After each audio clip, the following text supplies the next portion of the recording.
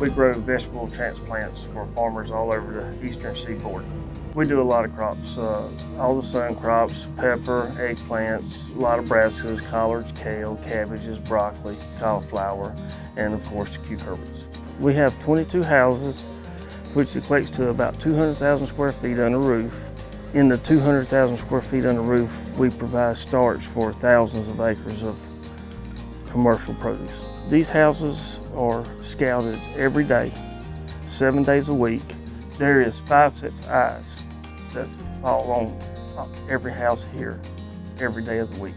One set being my own. When it becomes time for us to place the seed in the trays, we will pull that lot of seed, transport the seed to the seeding line. We actually sow the trays. Perlite goes on top of the tray. Perlite suits our growing style better than other products that can go on top. And it helps retain moisture in the soil. It also helps with heat management. They'll go through a germ room where it's a constant humidity and temperature until they actually start the germination process. After the germination process, we load the plants into the house. That's where they will be there until their finished product going to the field, to the farm. The first 10 to 14 days is when it takes so much care.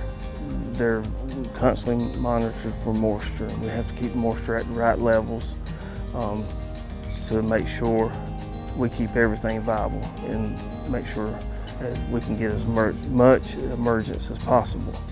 We try to implement new technology to give the plants the best growing environment that we possibly can.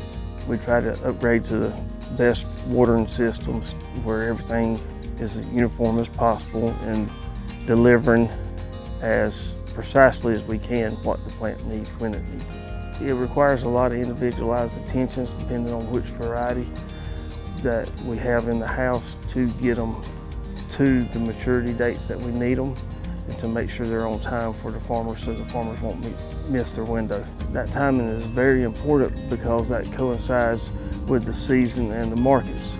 So we have to be on time every time to make sure the farmer does not miss the window for his market.